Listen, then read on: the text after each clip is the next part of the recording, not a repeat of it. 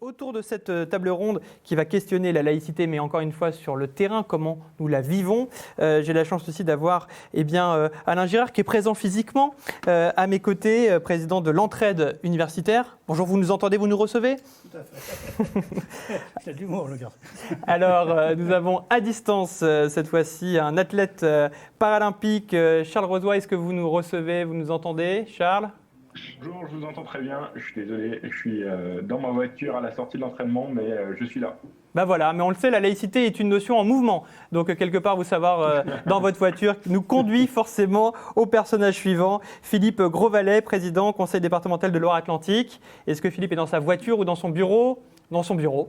Chez moi, mais je vous expliquerai où ça se trouve tout à l'heure.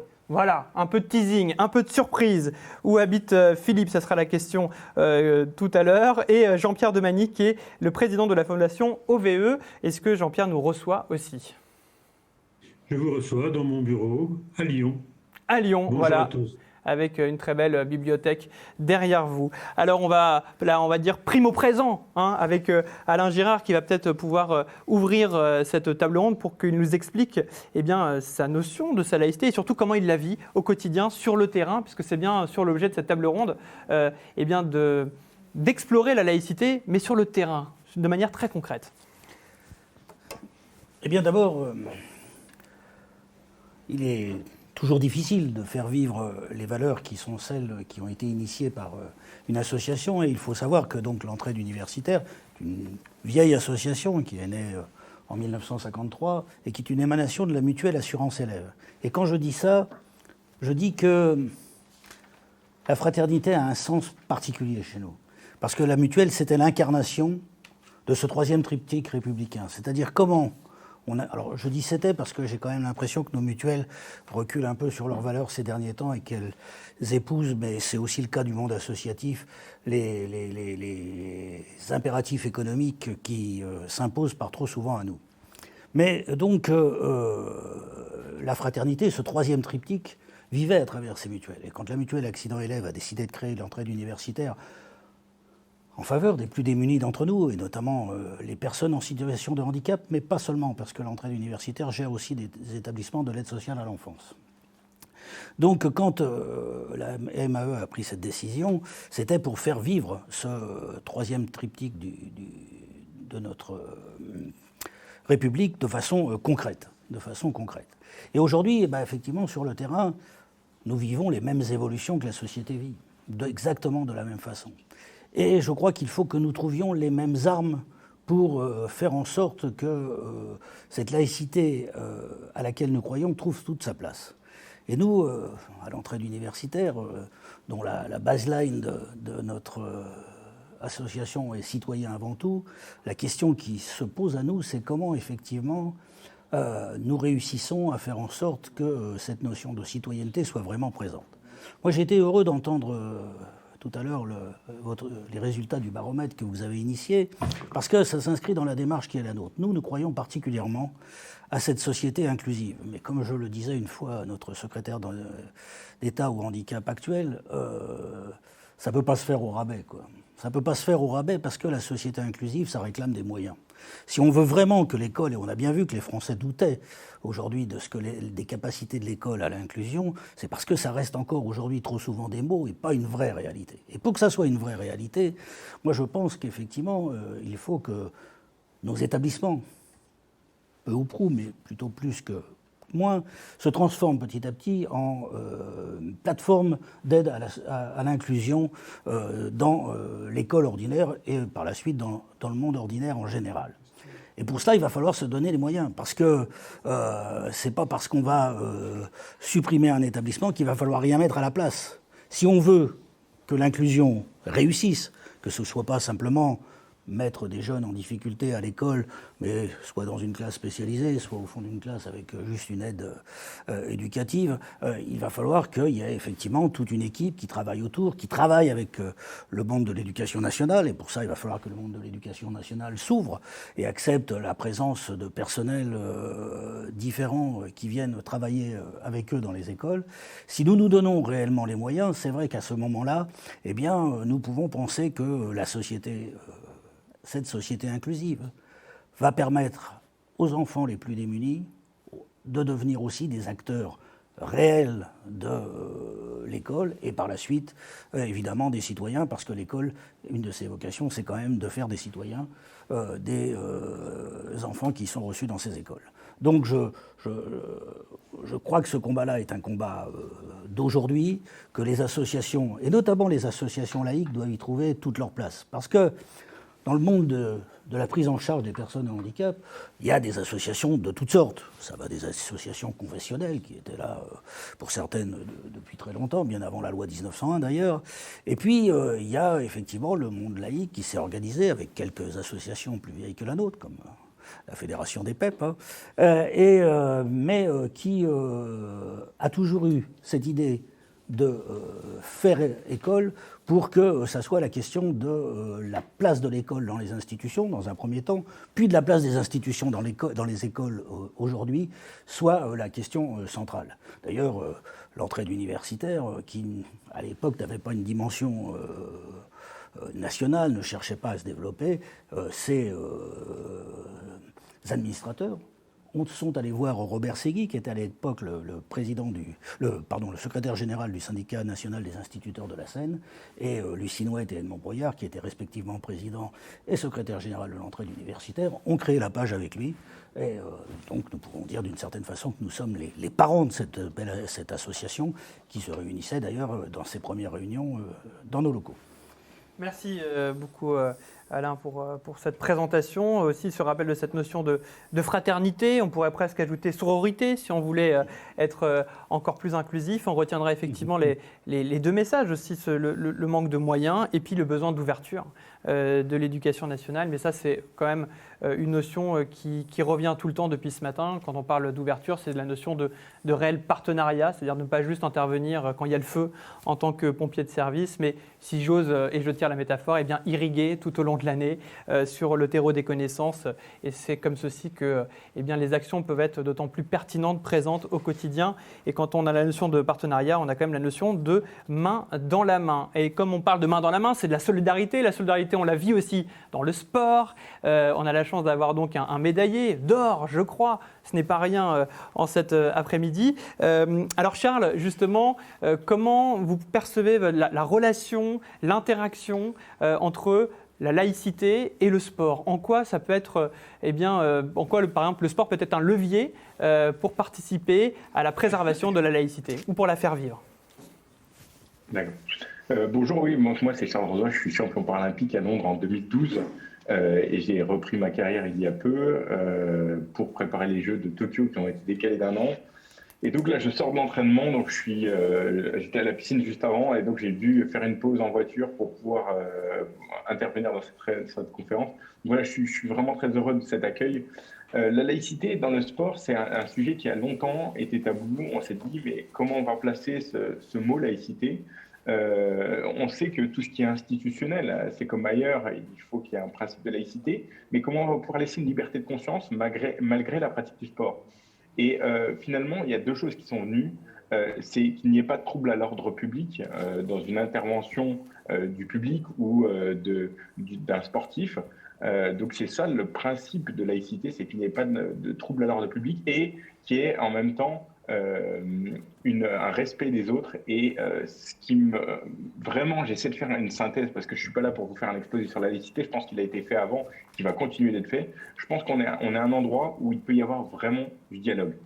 Et comme on le retrouve dans les associations en général, et que ce soit culturel, que ce soit toutes les autres associations, le sport est un lieu de rencontre, de sociabilisation, où on peut avoir des échanges.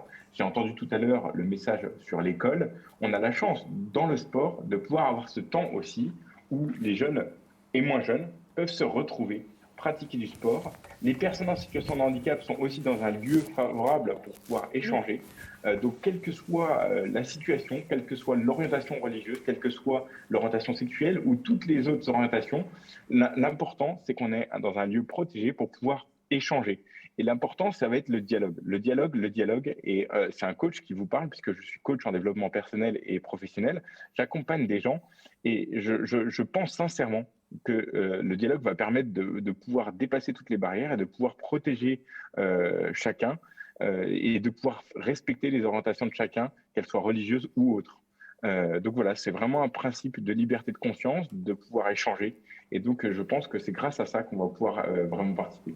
Maintenant, je voudrais dire que le sport, c'est quand même un lieu très important, c'est une pratique très importante pour la santé, pour tous, mais pour plein d'autres sujets, pour des sujets de sociabilisation, pour des sujets de rencontre. Aujourd'hui, on le voit, l'État a fait un effort très particulier sur les personnes en situation de handicap, puisque dans cette période de confinement, le sport reste accessible pour les personnes en situation de handicap, pour qu'elles puissent bien sûr se rencontrer, pour qu'elles puissent avoir ce moment leur permettant de maintenir leur santé. Donc la piscine est ouverte 2 fois par semaine pour les personnes en situation de handicap, ce qui n'est pas le cas pour toutes les autres personnes, sauf celles qui ont un certificat médical et qui en ont besoin. Et donc on voit qu'il y a des lieux comme ça, des lieux de pratique sportive qui permettent l'accès à tous et la rencontre de chacun, du moment qu'il n'y ait pas de trouble à l'ordre public dû à certaines pratiques.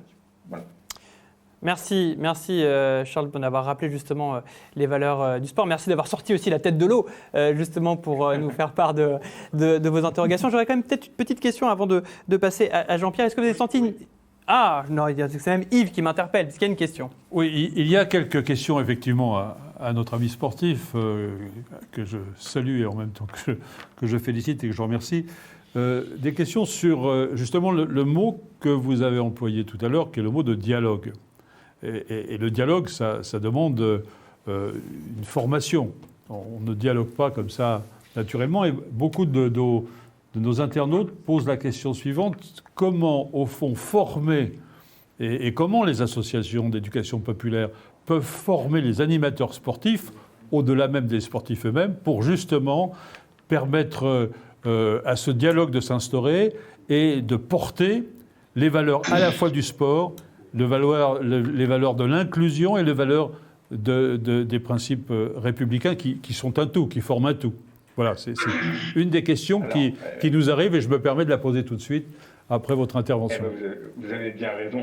Vous avez bien raison. Non, moi je vais être assez dur là-dessus. Je pense que former c'est bien, mais je pense qu'il y a énormément de guides, de matériel sur Internet qui est produit par les ministères. Aujourd'hui, quand on tape laïcité dans le sport, on va trouver énormément de sources sûres, de dossiers, de choses qui vous permettent, vous, de pouvoir aborder quels sont les sujets de la laïcité, comment les aborder, comment les échanger avec les personnes. Le ministère du Sport a fait un très bon guide là-dessus. D'autres ministères, dans l'éducation, dans la culture, tous ont fait des guides sur la laïcité. Et je pense qu'on a beaucoup de matériel, vraiment de matière pour pouvoir s'auto-former déjà. Et ça, c'est important. Après, au niveau de la formation, je pense que c'est la formation, le respect, l'écoute. Et ça, c'est des choses qui doivent s'apprendre dès le plus jeune âge. Et donc, on retourne sur l'éducation, sur quelque chose que j'évoque souvent, et de dire que c'est bien d'apprendre les maths, c'est bien. On voit aujourd'hui que la France a un retard dans les maths par rapport à de nombreux autres pays. Et ça, c'est important qu'on puisse le combler. Mais c'est aussi important d'apprendre l'échange, le dialogue, la compréhension de l'autre, l'acceptation de l'autre, des différences, etc. Et ça changera tout à l'avenir pour pouvoir dialoguer. Aujourd'hui, il y a trop de critiques, trop de jalousie, trop de peur de dialogue parce qu'on n'est pas d'accord avec la personne. Et je l'ai entendu tout à l'heure dans l'intervention sur l'éducation de la dame juste avant. C'était très important de dire qu'il faut pouvoir tout se dire, tout entendre, savoir dire quand on n'est pas d'accord, mais savoir accepter la parole de l'autre. Et c'est vraiment les seules choses à apprendre. Donc des formations, oui, mais pas toujours vouloir trop se former, savoir juste écouter et apprendre à respecter l'autre. Alors justement, on va passer à l'écoute maintenant de Philippe Grosvalet, qui est président du conseil départemental de Loire-Atlantique et qui va nous donner lui aussi sa vision, son opinion sur la laïcité, mais sur le terrain. Oui, sur le terrain, mais permettez-moi, en écoutant Charles Rodoy, d'avoir une petite pensée pour Damien Séguin, lui aussi médaillé d'or aux Jeux paralympiques, qui s'est battu pour l'égalité dans sa discipline, pour concourir notamment avec les valides, et qui en ce moment est dans les mers du Sud, en tête du Vendée Globe. Donc il a été longtemps l'ambassadeur sport handicap pour la Loire-Atlantique, puisqu'il est issu de notre territoire.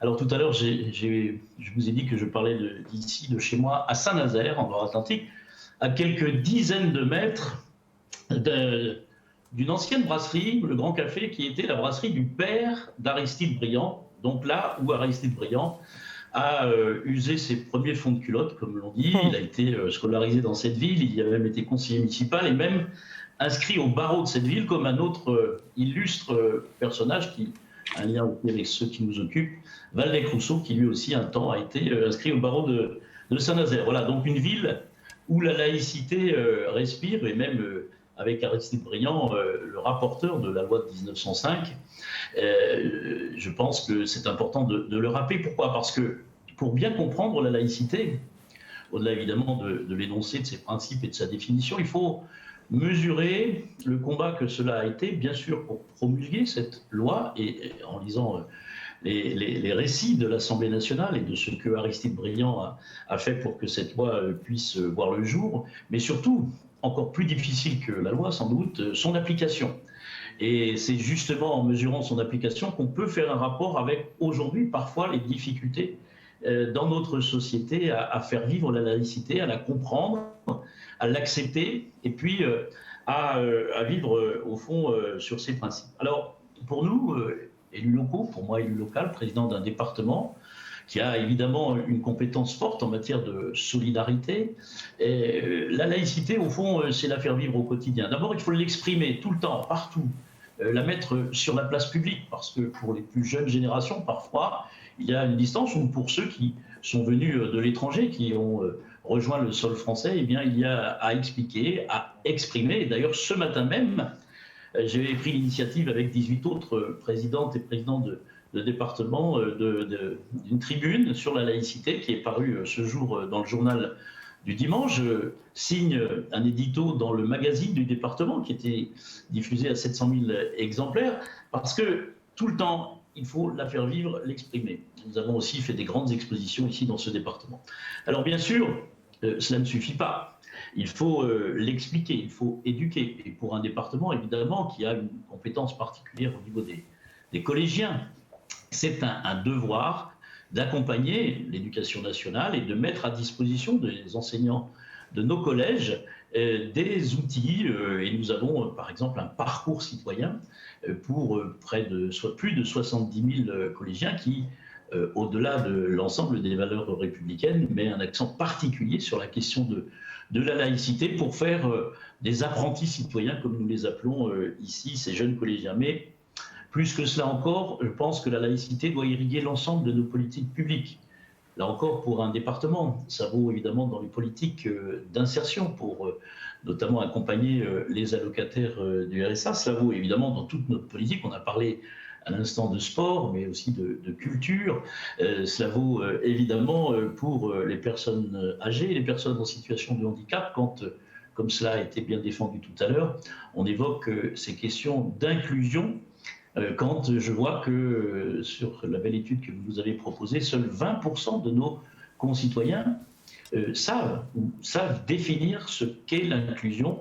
Je pense qu'il y a encore beaucoup de travail à faire et nos collectivités doivent y être confrontées. Et puis, avec les PEP, d'ailleurs, nous sommes associés, partenaires pour une compétence particulière, singulière, qui est celle d'accueillir, de prendre en charge, d'accompagner les jeunes mineurs qui nous arrivent de l'étranger, les mineurs non accompagnés, qui sont sous la responsabilité de nos départements. Eh bien, évidemment, il faut cette approche de la laïcité dès l'instant où ils sont sur le sol français. Et nous allons bientôt proposer un carnet d'accueil pour justement expliquer les valeurs qui nous animent ici en France, et notamment la laïcité.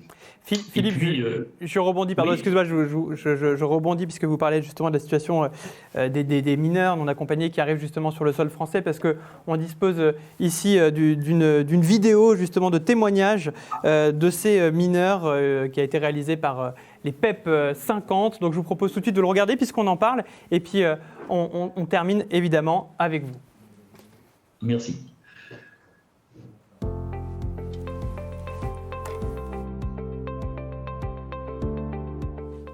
Je m'appelle Bastien Chevauché, je travaille pour l'association départementale des PEP de la Manche, qui est un acteur important sur le territoire, sur le secteur des politiques, éducation, vacances, loisirs, culture, mais également sur le secteur médico-social.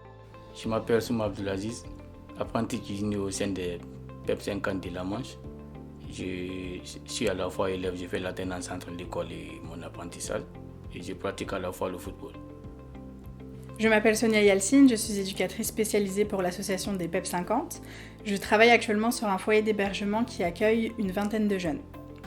Depuis 2013, l'association a pris le parti de créer un pôle ressources handicap qui fait partie du pôle social, et aujourd'hui nous avons également ajouté un secteur qu'on a nommé le secteur pupille du monde, où l'on gère 8 dispositifs d'accueil et d'accompagnement pour mineurs non accompagnés sur les 3 territoires bas normands, donc le Calvados, l'Orne et la Manche, et on travaille avec les 3 conseils départementaux à ce sujet.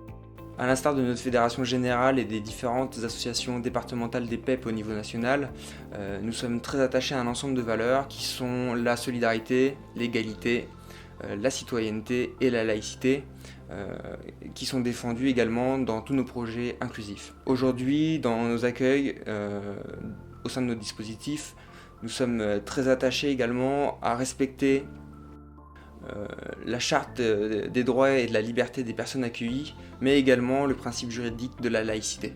La laïcité pour moi, c'est le respect des pratiques religieuses de tout le monde. Par exemple, moi, une fois à l'école ou à l'entreprise, je ne prie pas, mais à la rentrée à la maison, j'ai fait ma prière dans la chambre pour respecter la religion d'autrui. Lorsqu'on accompagne un jeune, nous lui permettons et transmettons qu'il est libre de faire ses propres choix. Si un jeune souhaite pratiquer par souci de tolérance, il est libre de le faire dans sa chambre, mais pas dans les espaces de vie communs. Au centre, que tu sois pratiquant ou non pratiquant, on fait les fêtes tous ensemble. Que ce soit la fête de l'Aïd ou la fête de Noël, on les fait tous ensemble pour vivre en harmonie. Notre travail est de transmettre la notion de tolérance et une ouverture d'esprit.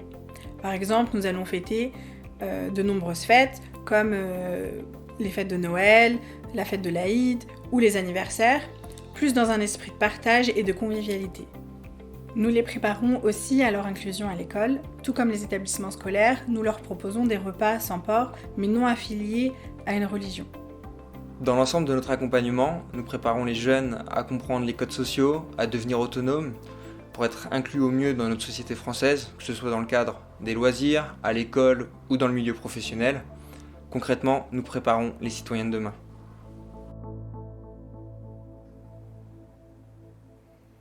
Voilà, et on repasse de la Manche à Saint-Nazaire, donc où il y a la préoccupation commune des mineurs non accompagnés. J'imagine, Philippe, que vous êtes retrouvé dans ces témoignages que vous avez pu entendre.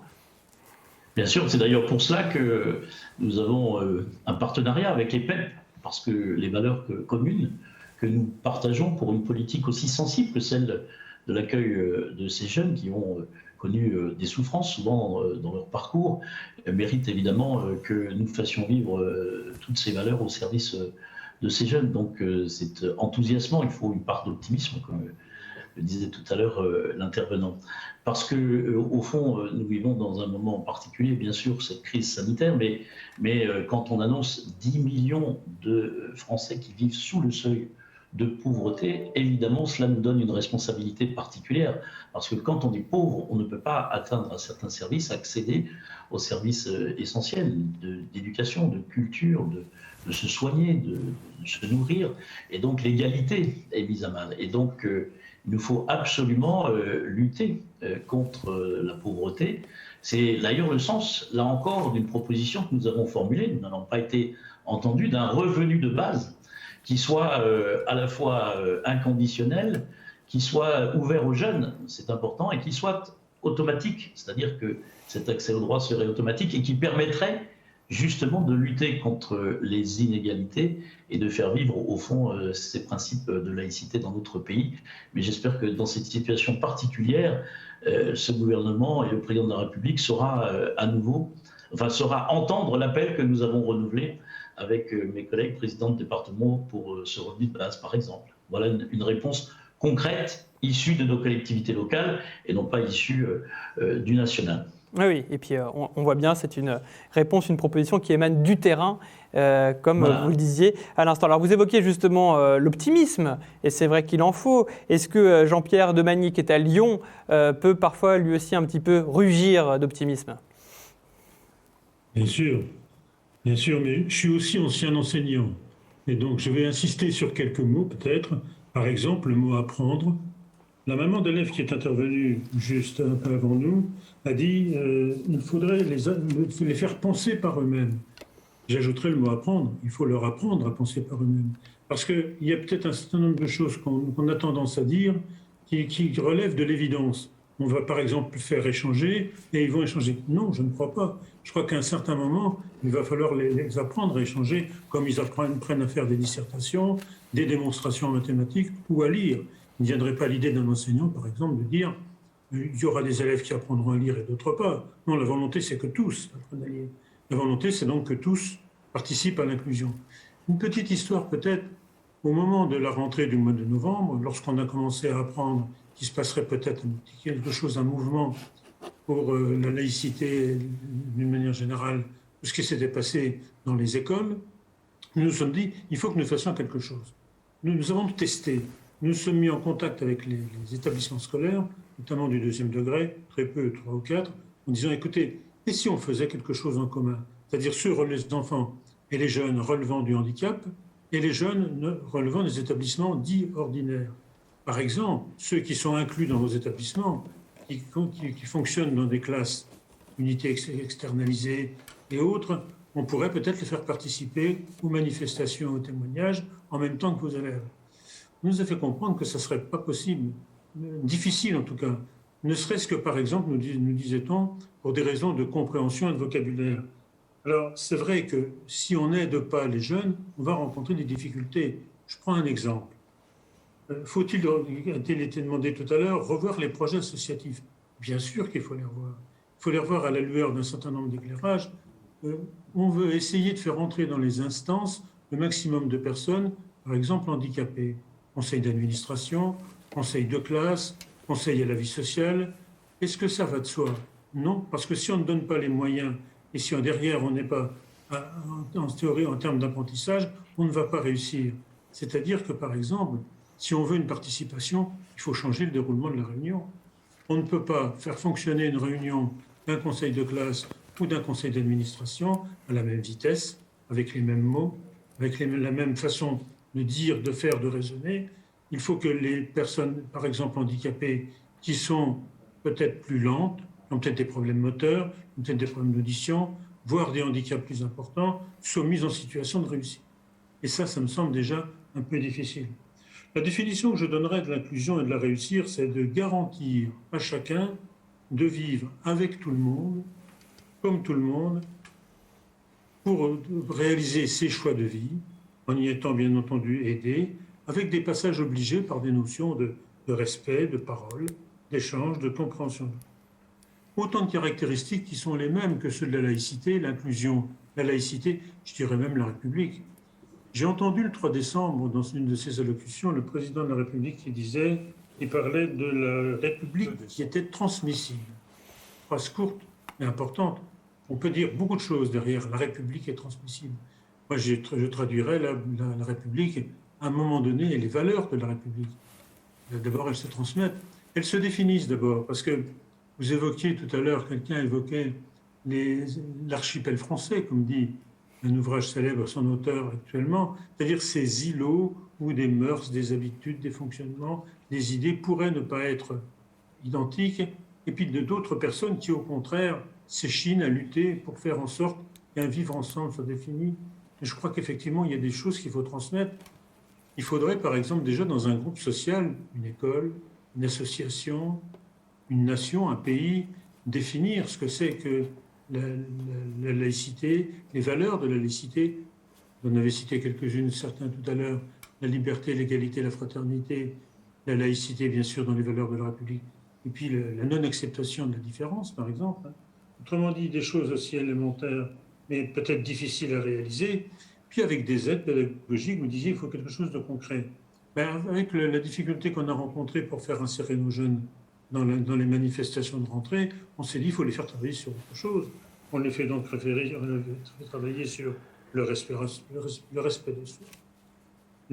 des autres, le respect intangible de la vie, sur la citoyenneté, et puis quelque chose qu'on n'a pas encore dit, peut-être, mais je ne l'ai pas entendu, tout ce qui tourne autour du numérique, par exemple, des médias, des dangers, on a parlé des réseaux sociaux tout à l'heure, mais peut-être effectivement qu'il y a de la matière à faire, et qu'on peut effectivement faire réfléchir, faire travailler. Je crois qu'il y a de quoi apprendre. C'est ça que je dirais. Il faut effectivement que peut-être on arrive à faire rentrer des attitudes, des notions. On a parlé d'échange et de dialogue. Je me souviens d'une pédagogie qui s'appelait la pédagogie institutionnelle. Le mot a peut-être changé parce qu'elle était peut-être à tendance, peut-être un peu psychanalytique. Et ça veut dire concrètement que d'abord on essaye de faire soi-même, quand on est un éducateur, comme on dit que les élèves, les jeunes doivent faire, c'est-à-dire qu'on essaye de les traiter de la même manière qu'on souhaiterait qu'ils traitent le monde entier. Et puis derrière, il faut effectivement parler, faire des coins dits philosophiques, réfléchir sur des grandes notions. On peut avoir des options comme ça qui vont nous permettre de faire progresser, du moins on peut l'espérer. Jean-Pierre Demagny, voilà, juste, vous avez... Avec un petit point supplémentaire, oui, dans le tableau où ça apparaît dans le baromètre des personnes handicapées, moi j'ajouterais aussi les personnes âgées, parce que la problématique finit par se ressembler. Certes. Jean-Pierre Demagny, vous avez évoqué effectivement votre passé d'enseignant, d'instituteur, mais d'ailleurs on l'est à vie quand on l'a été une fois. Mais vous êtes aussi président de la Fondation OVE. En quelques mots, vous pouvez nous expliquer justement les actions de votre fondation ? Alors, la Fondation OVE fait suite à l'association OVE, créée en 1945 par des instituteurs, justement. Nous gérons, au-delà d'un certain nombre de choses, une centaine d'établissements à travers la France, dont un en Loire-Atlantique, à Nantes, donc le président du Conseil est présent. Nous avons également environ 5500 jeunes pour environ 2600, 2700 personnels qui travaillent avec nous. Nos valeurs, bien entendu, sont typiquement les valeurs liées aux personnes dites fragiles, qui ont des difficultés, aux mineurs non accompagnés, surtout aux handicapés, toute forme de handicap. Et nous existons donc depuis 75 ans. Voilà ce que je peux vous dire comme ça pour faire un peu rapide, parce que je sais que vous êtes pris par le temps. On est toujours pris par le temps, malheureusement, encore tous après le temps.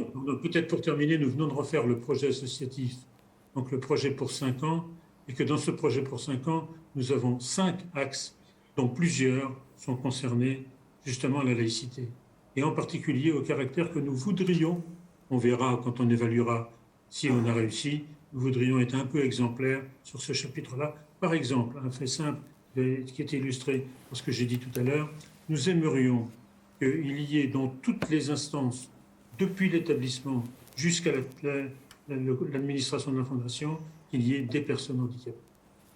Merci Jean-Pierre. Yves, quelques questions qui sont remontées. Il y a pas mal de questions dans deux domaines, sur deux sujets. Le premier, c'est la formation.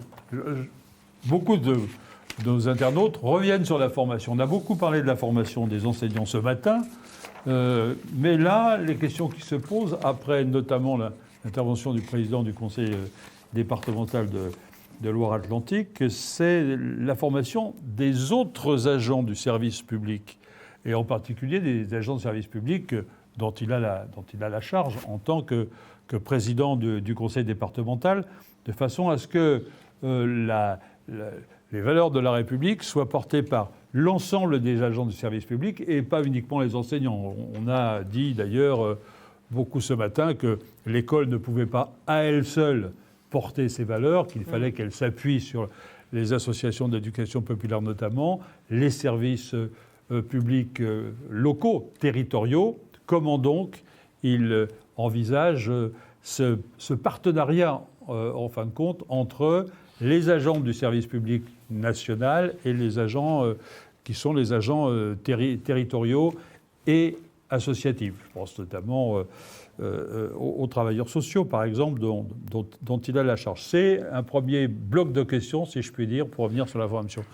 Le deuxième, c'est beaucoup de nos amis internautes rebondissent sur le baromètre qu'ils ont écouté avec beaucoup d'attention tout à l'heure et qui soulignent que l'inclusion, je reprends ce qui a été dit à partir du baromètre et ce que nos internautes ont remarqué, que l'inclusion est l'inverse du séparatisme, ce qui me paraît une réalité, très bonne, non seulement une très bonne formule, mais une expression qui est juste.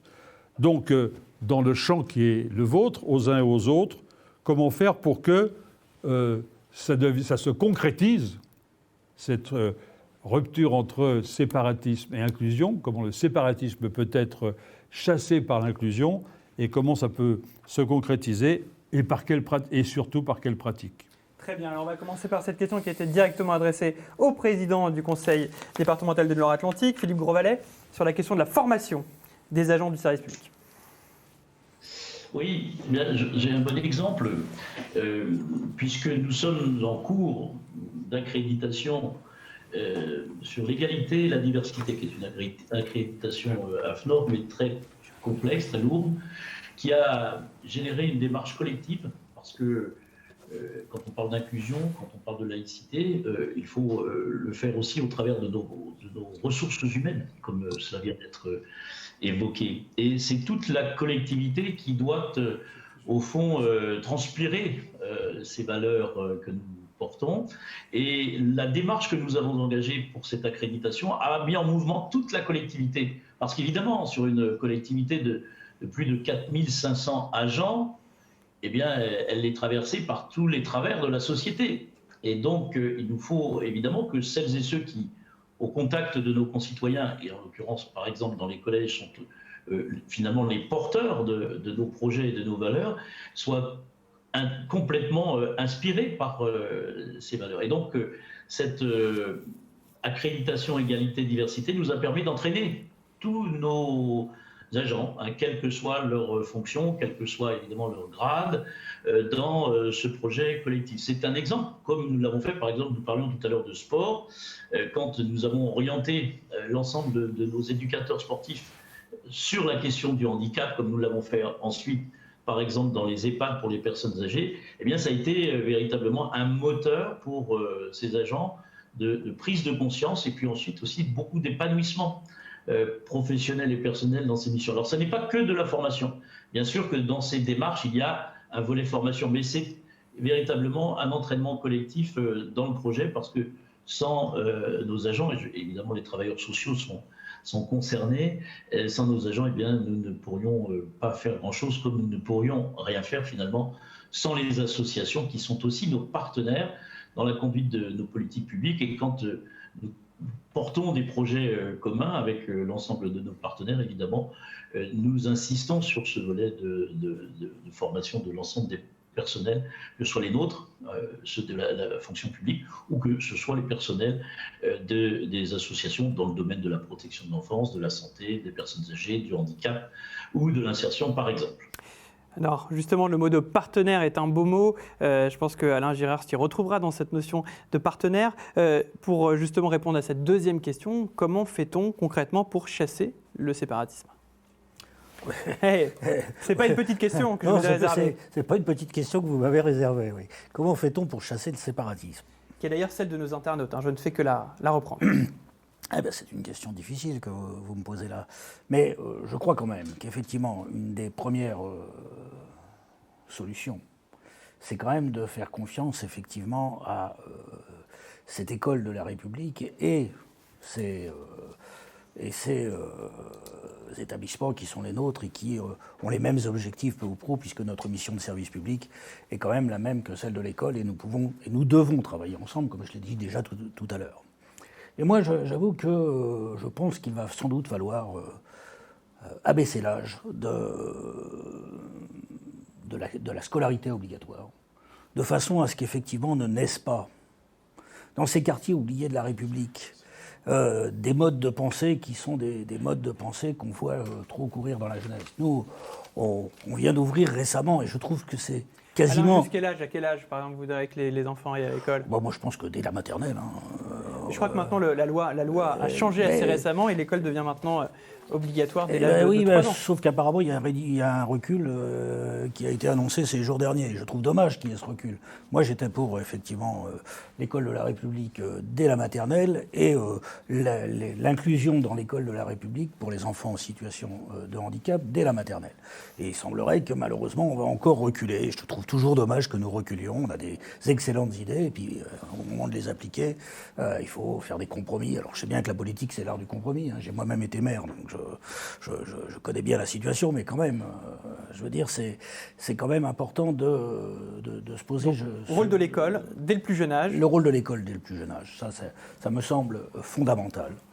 Et puis, à un moment donné, il va falloir aussi prendre des vraies dispositions, de façon à ce que des associations qui, trop souvent, ont été subventionnées par des collectivités locales qui ont fermé les yeux, il faut quand même le dire, sur des comportements qui étaient des fois des comportements qui ne s'inscrivaient pas dans les valeurs de la République. Eh bien, je pense qu'il va falloir sans doute un peu mieux analyser la distribution de l'argent public et favoriser ceux qui s'inscrivent vraiment dans les valeurs de la République, qui doivent bénéficier de cet argent public.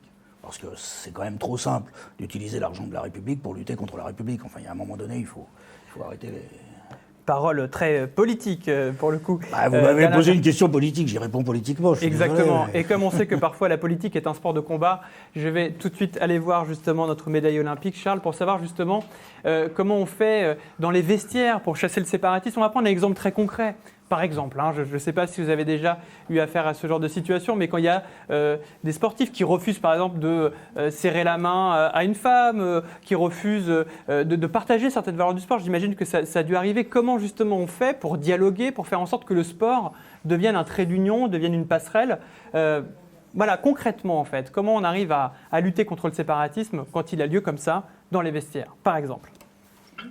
Alors, il faut rétablir le dialogue, c'est de ce dont on parlait tout à l'heure. Moi, il y a quelque chose que je voudrais dire. J'ai entendu toutes les questions qui étaient posées et je pense que si on veut revenir sur quelque chose de très concret, je pense que j'entends beaucoup le mot égalité et je l'accepte. J'accepte qu'on parle d'égalité, mais est-ce qu'on galvanise quoi? Est-ce qu'on n'utilise pas un peu trop ce mot qui finalement, on n'est pas égaux, on n'est pas tous égaux à la naissance, physiquement, mentalement, psychologiquement, tout n'est pas égaux, le monde n'est pas égaux, nous rend pas égaux. Je pense que le but est de rétablir une certaine équité. Et ça, c'est des mots qui sont importants. Le choix des mots est important. Et je pense que si on veut pouvoir dialoguer, il faut surtout pas mentir aux gens et pas leur dire vous allez tous être égaux. J'entendais aussi parler du revenu universel ou des choses comme ça. Je pense qu'on parle aux gens et on leur propose de l'égalité, mais ils n'y arriveront pas. Et le sport est un moyen de montrer que l'égalité n'existe pas. On est tous avec une taille différente et les sauteurs en hauteur sont tous très grands. Les basketteurs sont tous très grands. Ils choisissent leur sport et leur pratique en fonction de leur capacité. Et souvent, on le voit, chacun a une place dans des équipes. Il y a quand même des petits qui font du basket, puisqu'il y a quand même des libéraux, il y a des gens qui sont plus ou moins petits. Mais on essaie de rétablir une certaine équité en mettant des catégories de poids, en mettant des catégories de handicap dans le handicap, parce qu'on ne peut pas tous concourir à avoir une équité si on a tous des handicaps différents et puis qu'on nage ensemble. Forcément, il y a ceux qui seront très en situation de handicap qui ne pourront pas rivaliser avec ceux qui ne le sont moins. Mais on ne peut pas en même temps créer une catégorie de handicap par handicap, sinon on aurait des milliers de catégories et il n'y aurait plus aucune valeur à la pratique sportive et à la réussite sportive. Donc voilà, donc je suis sorti un peu du sujet. Je pense que le dialogue et l'échange et surtout ne pas faire miroiter des choses qui ne sont pas possibles aux gens, ça permet de rétablir un accès à tous et un échange sur des bases concrètes. Et dire à tous qu'on est égaux, c'est je pense, pas vrai. On n'est pas égaux, mais on peut rétablir une certaine équité. Bon, alors là, Charles, vous remettez en cause les valeurs de la République. Non, j'exagère. Attendez, je vous donne la parole, Philippe. Je comprends exactement ce que vous voulez dire. Dans la notion, en tout cas, d'avoir une sorte de pragmatisme. Maintenant, là où il doit y avoir, je pense, une égalité, c'est que même si on ne part pas avec les mêmes armes, on peut tous arriver à se dépasser de la manière d'où on part. Et le dépassement, même si moi je suis un très mauvais coureur, ça va être de faire 3 km, c'est déjà mon dépassement et on doit m'offrir les conditions nécessaires de la même manière qu'un autre qui va franchir la barre des 50 km. Mais quand même, l'égalité... C'est le principe d'équité, c'est le principe d'équité que je mets en place. Bien sûr. Je suis le premier à le dire puisque je l'ai écrit dans mon livre en disant l'important, ce n'est pas de participer, comme l'a dit soi-disant Pierre de Coubertin, ce qu'il n'a pas dit parce qu'il a dit l'important c'est de participer, mais seule la victoire est belle. Donc ça change un petit peu la phrase. Mais je dis l'important, c'est de se dépasser et donner le meilleur de soi-même. Comme je dis, et je fais partie de ce principe de penser exactement la même chose que vous, puisque je dis toujours que les cours de PS ne devraient pas être notés à la performance, mais à la progression de la personne et ce qu'il a mis en œuvre pour pouvoir réussir à progresser. Et donc, je fais partie de ceux qui pensent qu'il ne faut pas noter dans le sport la performance, mais il faut noter la progression et l'engagement. Je pense que là, on est donc, tous d'accord. Je vous rejoins complètement sur ce principe. Donc voilà, donc moi avec mes 3 km, j'aurai une bonne note puisque j'aurai progressé par rapport à mon 0 km de naissance, j'ai envie de dire. Yves. Il y a une dernière question. Il y a une dernière question Philippe, on arrive tout de suite. des internautes. Mais avant de la poser, je voudrais vraiment remercier notre ami sportif de ce qu'il vient de dire, parce que c'est vraiment la définition de l'égalité. Ce n'est pas l'égalité dans l'absolu, c'est l'égalité des possibles. Et cette notion du dépassement est effectivement tout à fait conforme au principe républicain de l'égalité. Mais la dernière question qui est posée par les internautes, c'est... tout le monde a demandé tout à l'heure, en tout cas la majorité des intervenants ont demandé des moyens de partenariat. On a même parlé d'une logique de plateforme. Est-ce qu'on peut en dire plus concrètement ? Alors, Philippe Grosvalet, on repart à Saint-Nazaire. Je pense que vous vouliez réagir sur, à mon avis, un point précédent et puis peut-être poursuivre sur ce qui vient d'être évoqué par Yves. Sur l'égalité, parce que c'est fondamental, et d'ailleurs il y a souvent méprise sur la question de l'égalité dans la République. Évidemment que nous ne sommes pas égaux physiquement, intellectuellement, et que la République ne prétend pas que nous soyons égaux, mais elle prétend que nous soyons égaux en droit.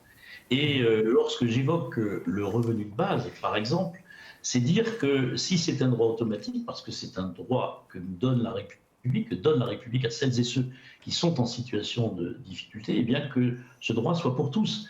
L'accès à l'éducation, l'accès à la santé, l'accès à la culture, l'accès aux biens de service, au logement et à plein d'autres choses, c'est une promesse, ce sont des promesses de la République d'égalité, d'accès en droit pour l'ensemble de nos concitoyens. Il ne faut pas qu'il y ait de méprise, et justement, d'où l'intérêt d'ailleurs de travailler ces questions, parce que l'égalité et l'équité, ça n'est pas la même chose.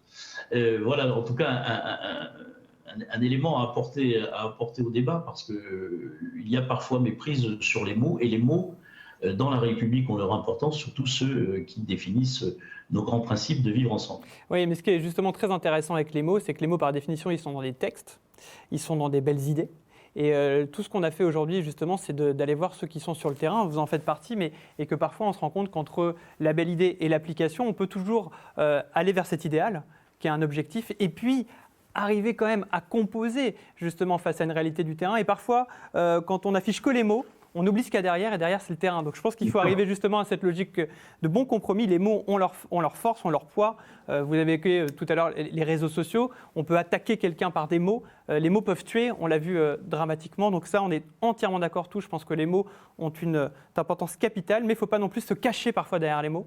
Et puis, il faut arriver justement derrière les mots sur le terrain. Alain Girard, vous y êtes sur le terrain. Vous vouliez rebondir justement sur la plateforme. Comme ça, on revient sur la question du... Sur la question de la plateforme, concrètement, qu'est-ce que ça veut dire ? Ça veut dire que certains de nos établissements, et je pense notamment au CESAD, au CMPP, à quelques services d'IME, demain, il ne va plus falloir les penser comme établissements recevant du public ou se déplaçant pour aller à sa rencontre, mais bien comme un établissement intégré dans le service de l'éducation nationale, apportant son appui au service de l'éducation nationale pour que l'inclusion soit réelle et soit complète. Parce qu'une inclusion à temps partiel, moi j'ai connu des inclusions de jeunes qu'on incluait pendant la récréation. Enfin, je veux être gentil, mais enfin une inclusion pendant la récréation, c'est un peu faire beaucoup de bruit pour rien, quoi. Alors que si on veut penser une inclusion réelle, bien sûr qu'il va falloir que ces établissements acceptent de se transformer, viennent concrètement apporter leur expertise professionnelle dans les écoles pour que cette expertise professionnelle participe du travail d'inclusion et le rende possible, évaluable, mesurable et avec des résultats à la clé. Parce que si on ne mesure pas, si on se pose pas la question d'analyser les résultats, c'est un peu comme si on dépensait l'argent pour rien. Moi, je suis pour qu'effectivement, on se pose la question toujours de l'évaluation des pratiques et de la manière dont on fait en sorte que ça fonctionne concrètement sur le terrain, mais par des dispositifs qu'on a voulu et qu'on n'a pas pensé seulement en termes économiques. Parce que le gros problème que l'on rencontre depuis quelques années, c'est, allez, on est dans les contrats annuel d'objectifs et de moyens, comment on rentabilise, comment on fait des économies par ça, comment les plus gros reprennent les plus petits. Non, on a aussi besoin d'acteurs de terrain qui connaissent les partenaires de l'école d'à côté, qui vont aller travailler avec eux, qui vont se poser la question des 25 qui sont pris en charge au CESAD. Eh bien, il ne s'agit pas qu'à la fin de leur prise en charge au CESAD, ils soient orientés vers les IME, mais qu'ils trouvent bien leur place dans l'école de la République. Jean-Pierre Demagny, peut-être un dernier mot par rapport aux idées qui viennent d'être parcourues. Oui, pas sur plateforme, soit sur le séparatisme, qui vous a semblé le plus important si vous devez conclure par rapport à votre engagement.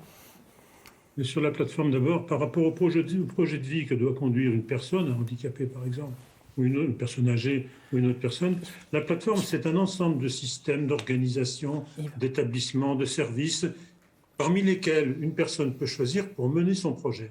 Elle a à sa disposition des possibilités, et avec l'aide de personnes compétentes, elle va bâtir ce projet et trouver les moyens, trouver les moyens de le conduire, ce projet. Ça serait ça un petit peu l'idée de plateforme. Sinon, parmi les aides possibles, il ne faut pas oublier ce que tout à l'heure la maman a dit, c'est-à-dire l'aide de la famille. C'est-à-dire que chaque fois qu'on pourra associer la famille à toutes les actions qu'on va pouvoir organiser pour son enfant, voire pour d'autres enfants, on gagnera peut-être sur beaucoup de domaines, mais aussi sur le domaine d'étendre à la famille des événements qui se produisent et qui peuvent permettre de faire changer de point de vue. Justement, le rôle de la famille, ça c'est quelque chose d'intéressant. C'est ce qu'on s'est dit aussi ce matin, c'est que la laïcité, bien sûr, elle dépasse bien largement le champ stricto sensu de l'éducation nationale, de l'école. C'est l'affaire de tous et c'est l'affaire de tous les moments, dans tous les espaces.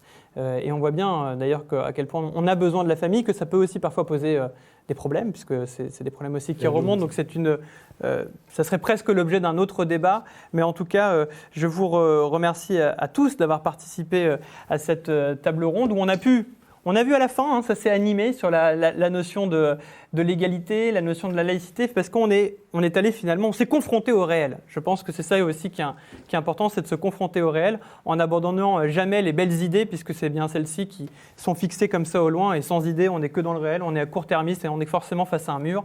Donc il faut voir loin, avec un horizon, mais avec un certain réalisme.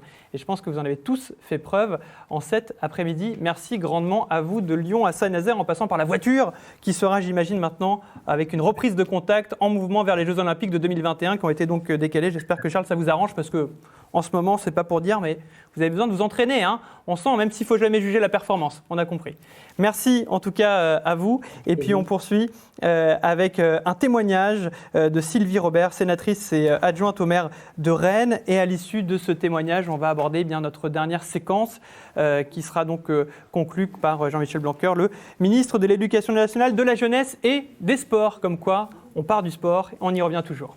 Et envoyer effectivement le témoignage de Sylvie Robert qui s'est projetée, qui s'est transportée directement, physiquement avec nous ici à Créteil, au siège des PEP. Alors on est très heureux, justement, plus on a de contact physique, mieux on se porte. Et on va pouvoir donc, Sylvie, voir ensemble le témoignage d'Emmanuel Etis, qui est recteur de l'Académie de Rennes, ville donc que vous connaissez bien.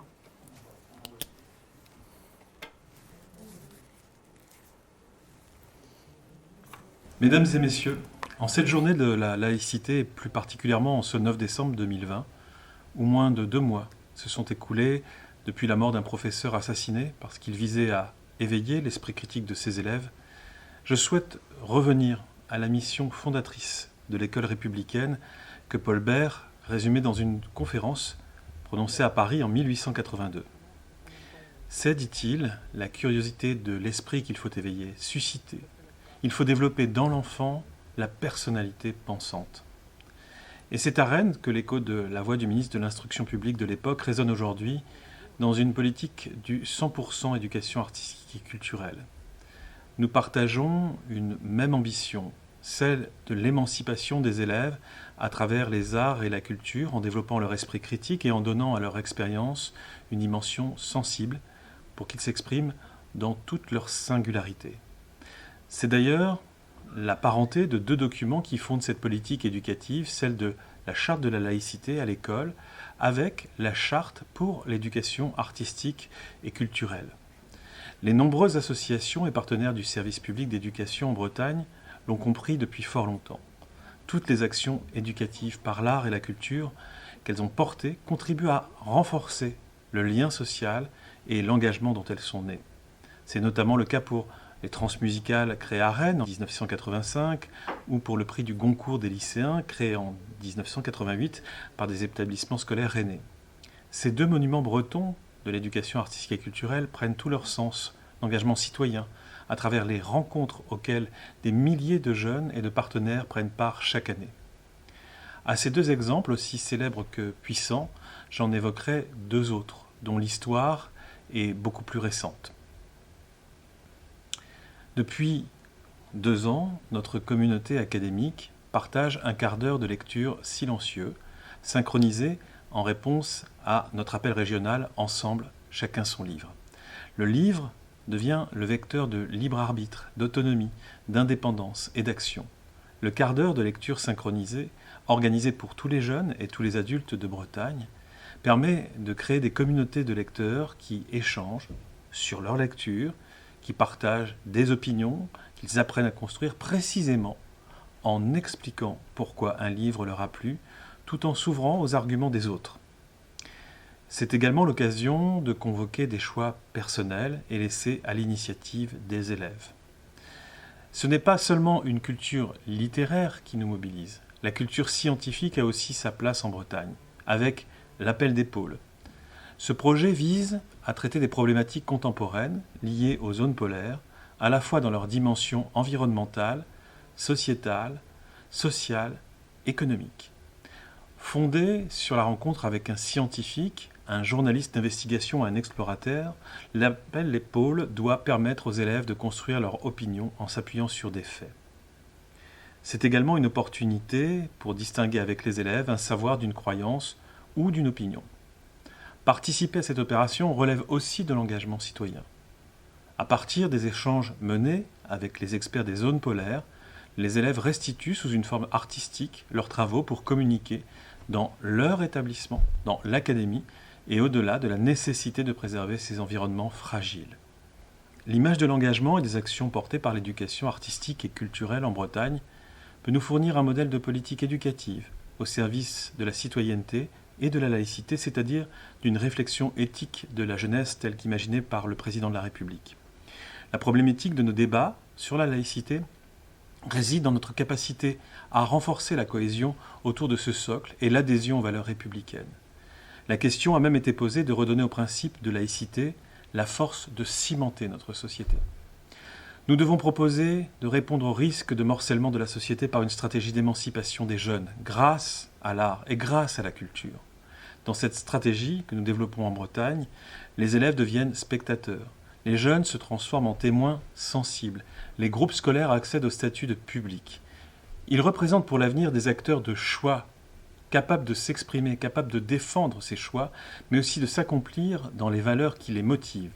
Si vous me permettez cette formule, et pour reprendre l'expression de Dominique Schnapper, président du Conseil des sages de la laïcité, ce modèle du 100% éducation artistique et culturelle nous donne la chance d'aboutir non pas à une communion d'individus, mais bien à une communauté de citoyens.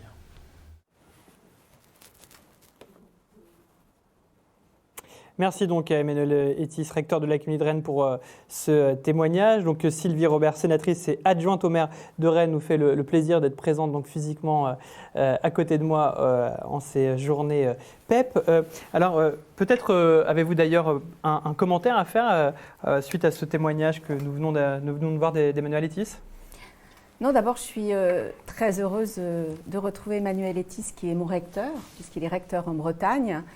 Un ami et quelqu'un qui, depuis effectivement de nombreuses années, milite pour les 100% de AC, dont Rennes d'ailleurs est une des villes qui est très engagée sur le AC et dont la Bretagne va aussi être une région à la fois très engagée et très mobilisée pour l'éducation artistique et culturelle. Alors je fais une petite parenthèse pour vous dire que je ne suis plus adjointe au maire de Rennes parce qu'on me dirait qu'une parlementaire là est en train de cumuler un mandat exécutif, ce qui n'est plus, vous savez, possible. Donc par contre engagée depuis très longtemps effectivement dans cette ville de Rennes et dans cette région. Et l'intervention d'Emmanuel Etis est extrêmement importante par rapport d'abord au débat et qu'on vient d'avoir précédemment, et je me retrouve beaucoup dans les propos d'un certain nombre de ces acteurs pour convenir que la laïcité, ce principe qui est fortement aujourd'hui, qui doit être extrêmement, je dirais, réaffirmé et qui demande notre engagement collectif à tous. Et c'est le but de cette journée, et vraiment je remercie les PEP de l'avoir initié. Eh bien, ce principe-là, c'est l'affaire de l'école, et il l'a bien dit, mais c'est aussi l'affaire des collectivités territoriales. On en a eu des exemples et des témoignages tout à l'heure.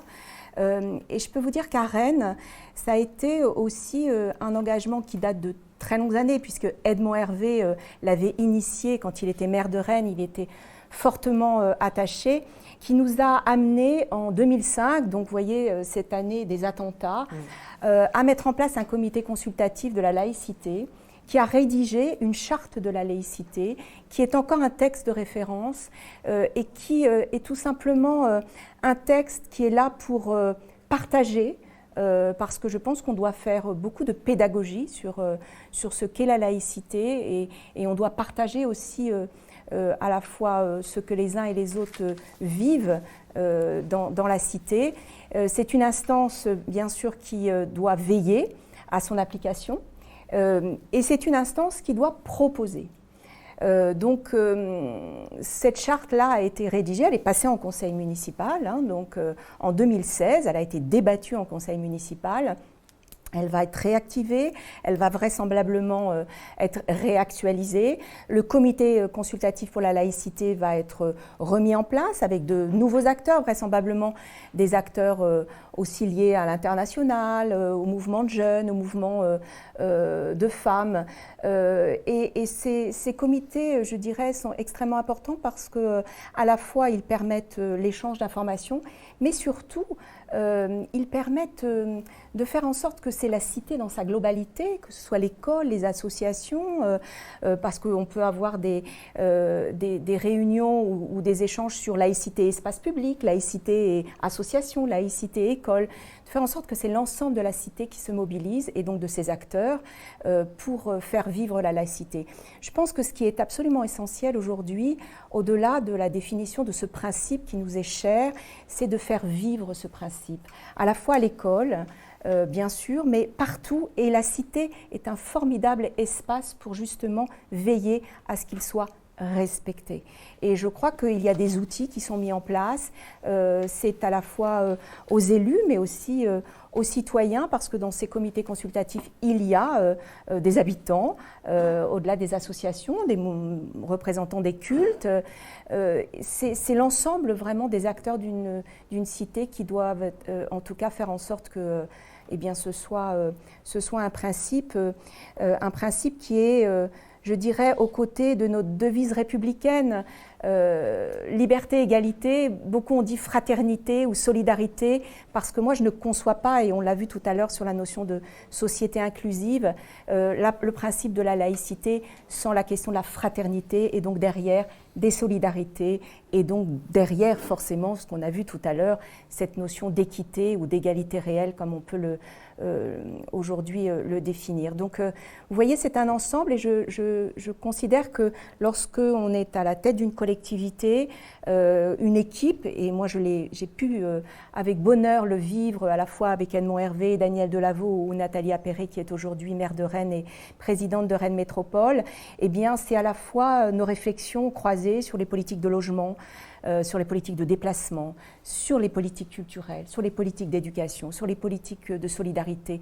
Je crois que là où justement la question des collectivités qui sont des formidables, en tout cas moi je considère que Rennes est un laboratoire formidable pour innover dans un certain nombre de ces politiques publiques, et bien derrière, quand on crée les outils, quand on met en place un cadre qui permet aux acteurs, tout simplement, d'échanger, de dialoguer, parce que c'est ça aujourd'hui qui est aussi, je l'ai entendu beaucoup, cette notion de dialogue, qui est aujourd'hui extrêmement important, eh bien, ça permet de faire avancer ces questions, et surtout, ça permet de faire vivre ce principe de laïcité.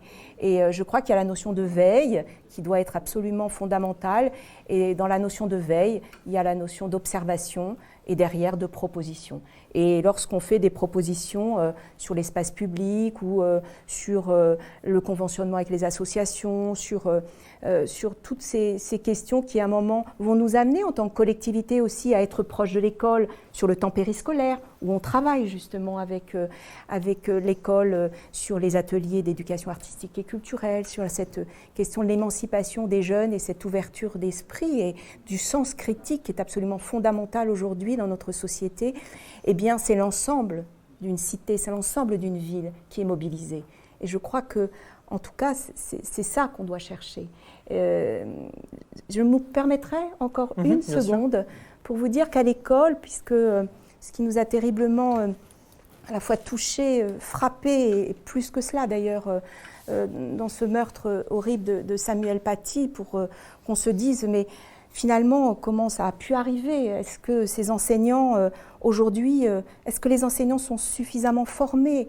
Est-ce que la communauté éducative dans son ensemble, je pense aux chefs d'établissement, je pense au CPE, je pense à l'ensemble de la communauté éducative, et je ne mets pas les parents à part, eh bien, comment on peut à un moment permettre à ce que l'ensemble d'une communauté, au-delà des enseignants qui doivent être formés, qu'on ne les laisse pas tout seuls, que l'école doit être ce lieu, effectivement, où on peut apprendre, mais on doit faire vivre aussi ce principe. Et c'est l'ensemble, finalement, de ce qui, peut-être demain, doit être notre mobilisation et notre engagement, puisqu'on parle de laïcité et engagement citoyen, c'est que là où on est, avec le rôle que l'on a, on a parlé aussi de la question de la démocratie citoyenne, eh bien on puisse concourir à faire vivre ce principe de la laïcité au sein de l'école, au sein de l'ensemble eh bien, des corps sociaux, quels qu'ils soient, ce qui fera tout simplement nous dire que la cité tout entière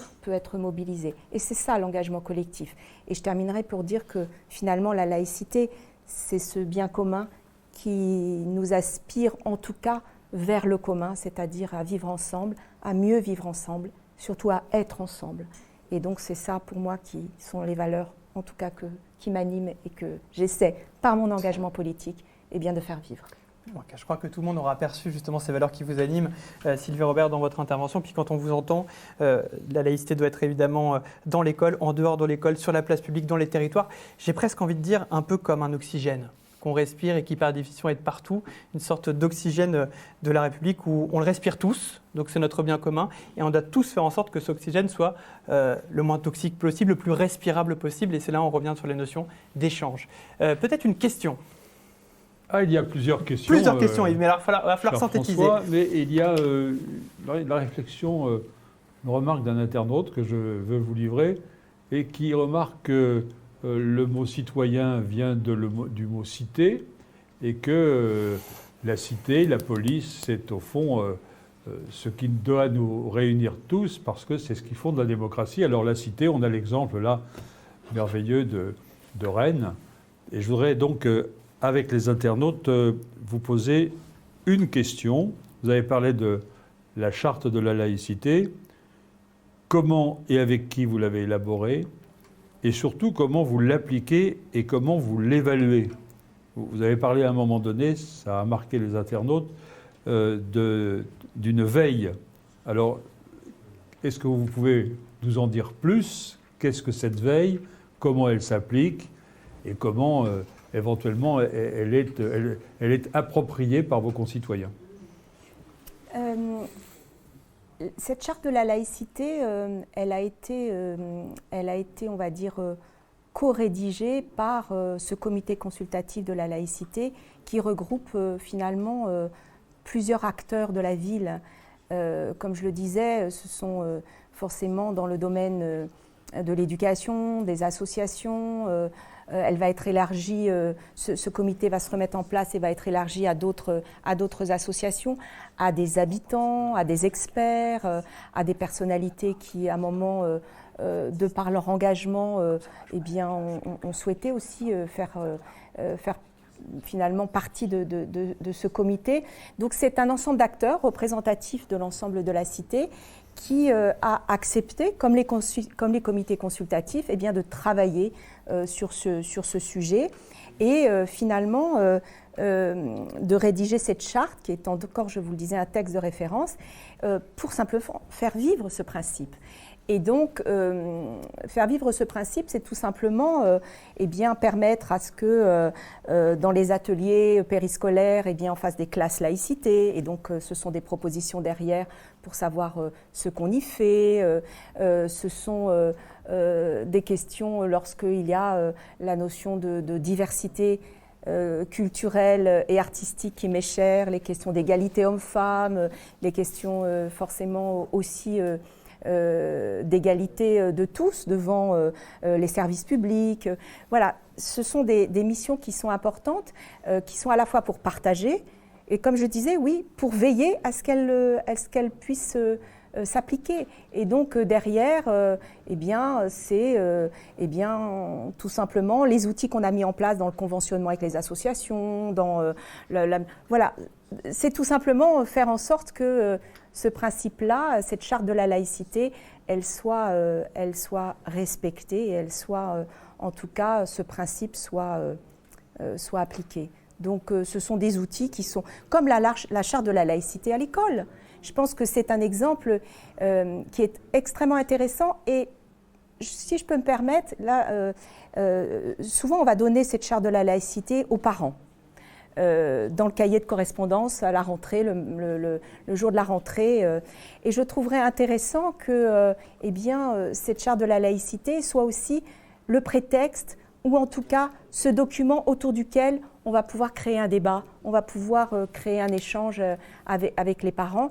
Voilà, ce sont des documents qui sont importants et qui permettent, je le disais tout à l'heure, qu'il y ait véritablement un partage et puis un échange et surtout le dialogue, parce que c'est ça aussi qu'on souhaite. Oui, dans une ville, c'est important. Oui, justement, dans une ville qui ne doit pas se transformer en de multiples îlots. On a tout à l'heure évoqué l'archipel, qui était bien sûr une métaphore, mais c'est bien cette idée de chacun qui vit dans son petit endroit, dans sa petite terre, dans sa petite bulle. Et peut-être que, comme vous le disiez, l'objet d'une charte, c'est de regarder la même chose en même temps, c'est de lire les mêmes mots ensemble, et ça permet au moins d'avoir un terrain de dialogue et d'échange, voire même, si j'ose, de communion. Peut-être une toute dernière question cette fois-ci, ce sera la dernière de la journée.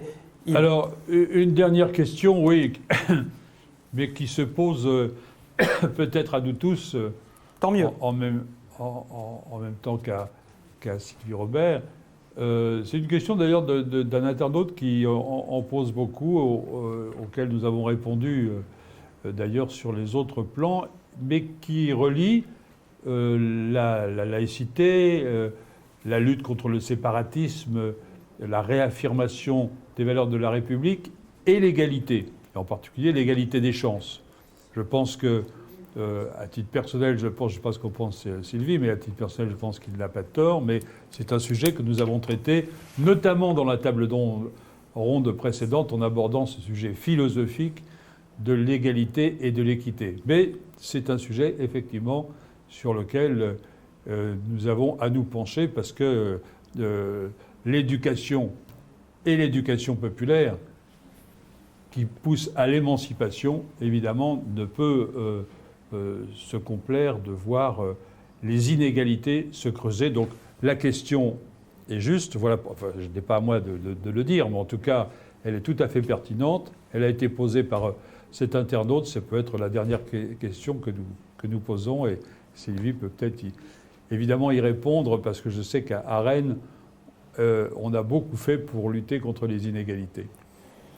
Et Sylvie, si je peux me permettre une réponse, malheureusement, courte, la plus synthétique je crois possible. Que de toute façon, on continuera toujours à combattre les inégalités. C'est un combat qui est permanent et qui doit appeler notre engagement de tous les jours.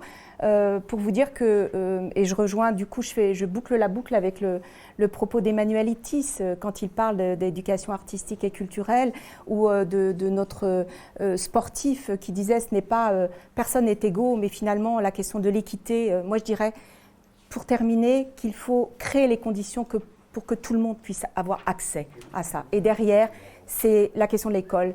c'est la question, bien sûr, de l'ensemble des politiques publiques qui sont aujourd'hui à l'œuvre. La question du logement est très importante. La question, forcément, du soutien aux associations l'est aussi. Voilà, c'est un ensemble qui, à un moment, doit nous amener à faire société ensemble, à ne pas, comme vous le disiez, de créer d'îlots, mais se dire qu'on appartient finalement à ce commun et qu'on se comprend, même quand on est différent, et qu'on peut dialoguer ensemble, même si on ne parle pas la même langue, parce qu'on a compris qu'on appartenait à ce commun et qu'on nous a aussi enseigné le fait qu'on est différent, mais qu'on peut se retrouver dans une communauté. Donc voilà, et ça, l'espace de la Cité est un formidable espace pour ça, comme l'est aujourd'hui une nation, mais je crois qu'on a besoin, en tout cas, de se mobiliser plus que jamais pour retrouver et pour continuer à faire vivre ces valeurs. Voilà. Une nation, vous le disiez, une cité et les journées, PEP, qui je l'espère aura été l'occasion d'échanges, de débats, de réunions, même si on a pu, et j'imagine qu'il y a eu beaucoup de courants de pensée peut-être un peu différents chez vous, chers spectateurs, tout au long de cette journée. Mais ce qui est certain, c'est qu'on a pu parler la même langue, comme vous le disiez, en respirant le même air, si je reprends ma formule de tout à l'heure, pour aller donc vers un bien commun qui est celui de la laïcité.